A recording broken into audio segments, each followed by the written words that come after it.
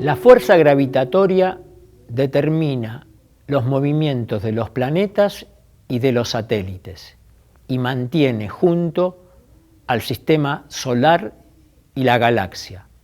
Durante miles de años se ha estudiado el movimiento de los planetas y las estrellas.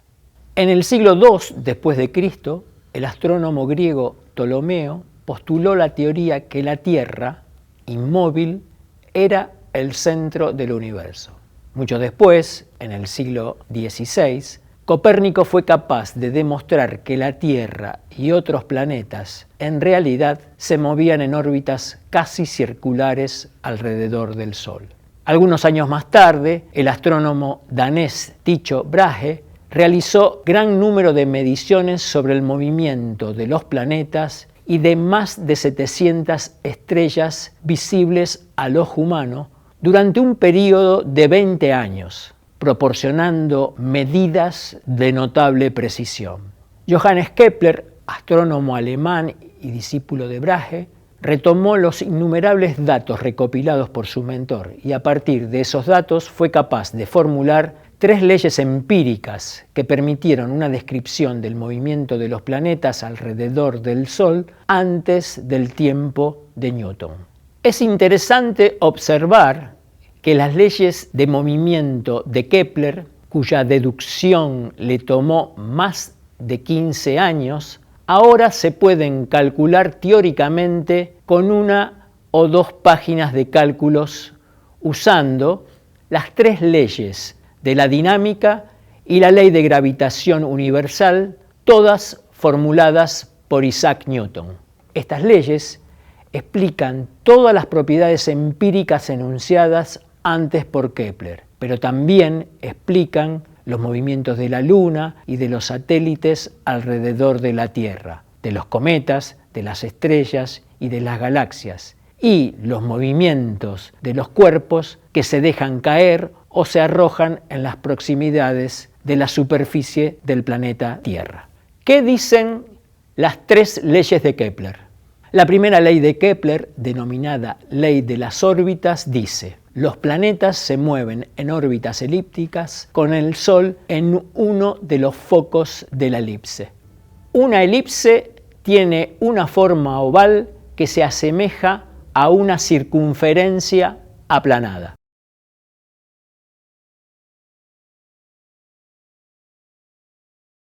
La suma de las distancias de los puntos focales F es constante, es decir, R1 más R2 es igual a 2A, donde A es la longitud de la línea que une los puntos de la elipse a una mayor distancia de su centro, llamada semieje mayor. La línea que une los puntos más próximos al centro es B, semieje menor. La línea que une el centro con F es C y se denomina la distancia focal. Aunque las órbitas de los planetas son elípticas, la mayor parte de ellas no se desvían mucho de una circunferencia. Mercurio y Plutón son 2 excepciones notables. Por ejemplo, la diferencia entre el perihelio y el afelio de la Tierra, distancia más cercana o más lejana al Sol, es de alrededor 5 millones de kilómetros. Puede sonar grande, pero es menos del 3% de los 149,6 millones de kilómetros que mide la distancia media entre la Tierra y el Sol. La segunda ley de Kepler, denominada ley de las áreas, dice: una línea o el radiovector que conecte al Sol con un planeta barre áreas iguales en intervalos de tiempos iguales. Es decir, A sub 1 igual a E sub 2 si delta T sub 1 es igual a delta T sub 2. Recordemos que el período es el tiempo que se tarda en completar una vuelta. Por lo tanto, la tercera ley de Kepler, denominada ley de los períodos, dice: para cualquier planeta, el cuadrado del período es proporcional al cubo de la distancia media entre este planeta y el Sol. Matemáticamente se escribe como t al cuadrado igual a k por r al cubo, donde r es el radio medio o distancia media, t es el período de revolución alrededor del Sol y k es una constante de proporcionalidad. Esta ley se deduce con facilidad para el caso de una órbita circular mediante la ley de gravitación de Newton. En caso del movimiento de los planetas, donde la aproximación del movimiento circular es bastante buena, la fuerza centrípeta es suministrada por la fuerza gravitatoria. Podemos escribir que la fuerza gravitatoria es igual a la fuerza centrípeta. Reemplazando por sus expresiones, se ve la fórmula que aparece sobre la derecha. Allí, m sub p y m sub s son las masas del planeta y del Sol respectivamente. R es el radio de la órbita y a sub c es la aceleración centrípeta. Recordando que la aceleración centrípeta es igual a la velocidad tangencial al cuadrado dividido el radio de la órbita y que la velocidad tangencial es igual al producto de 2pi por el radio de la órbita dividido el período, t, podemos reescribir las ecuaciones del siguiente modo. Como se observa, simplificando m sub p y haciendo pasajes de términos, obtenemos finalmente la expresión t cuadrado es igual, y entre paréntesis 4pi cuadrado dividido la constante de gravitación universal y la masa del satélite, multiplicado por r al cubo. K es igual a r al cubo, quedando expresada la tercera ley de Kepler, donde el cuadrado del período es proporcional al radio medio al cubo. Hoy día existe un número importante de satélites colocados en órbitas circulares alrededor de la Tierra, donde la resistencia atmosférica y las altas velocidades no constituyen un problema. Un satélite terrestre no es sino un proyectil que cae alrededor de la Tierra. Cuando se coloca un satélite o una estación espacial en una órbita circular, el vehículo y los pasajeros siguen siendo afectados por la gravedad de la Tierra. De hecho, la fuerza gravitatoria es la que le proporciona la fuerza centrípeta necesaria para el movimiento circular. Nuevamente, fuerza gravitatoria es igual a fuerza centrípeta y reemplazando por sus expresiones queda la ecuación que se ve sobre la derecha. Para un gran número de satélites, el período t, o sea, el tiempo que tarda en dar una vuelta completa alrededor, es un parámetro muy importante. Por ejemplo, los satélites de comunicación deben dar vuelta alrededor de la Tierra en un tiempo igual al que emplea nuestro planeta en dar un giro completo, es decir, en un día, 24 horas.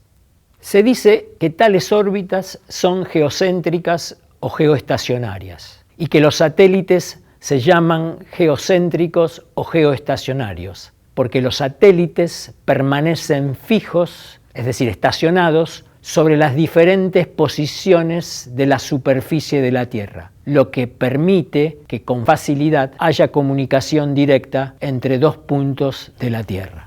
Como quizás sepan, el ARSAT-2 es un satélite de comunicaciones geoestacionario íntegramente diseñado, construido y ensayado por la empresa argentina INVAP en Bariloche. Fue lanzado con éxito el 30 de septiembre de 2015 a bordo de un Ariane 5 desde el puerto espacial de Kourou en la Guyana francesa. ¿A qué altura sobre la superficie de la Tierra debe estar colocado nuestro satélite geosincrónico ARSAT-2 en órbita alrededor de la Tierra? La altura dependerá de la masa del satélite. Como dedujimos anteriormente, la relación entre el radio de su órbita y el período es r al cubo igual a g, la constante de gravitación universal, por la masa de la Tierra dividido 4pi cuadrado, multiplicado por el período t al cuadrado. Vemos que no depende de la masa del satélite. Además, como dijimos, el período de un satélite sincrónico es igual t a 24 horas. Sabemos además que la constante de gravitación universal g es igual a 6,67 por 10 a la menos 11 newton por metro cuadrado dividido kilogramo cuadrado, y la masa de la Tierra es igual a 5,98 10 a la 24 kilogramos.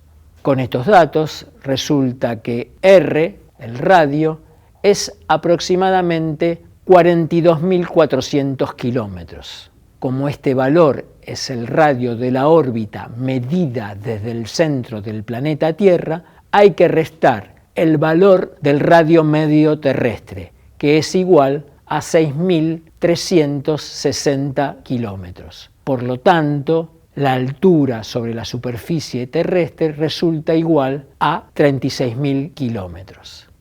¿A qué velocidad se mueve el satélite ARSAT-2 en su órbita alrededor de la Tierra? Como la órbita del satélite alrededor de la Tierra es circular, tiene una longitud idéntica a la longitud de la circunferencia, es decir, 2pi por el radio. Reemplazando por los valores, obtenemos que la longitud de la órbita es 266.272 kilómetros. Como el satélite ARSAT-2 tarda 24 horas en recorrer esa distancia, resulta que su velocidad es v, la longitud de la órbita, dividido 24 horas. Haciendo las cuentas, resulta un valor de 11.095 kilómetros por hora.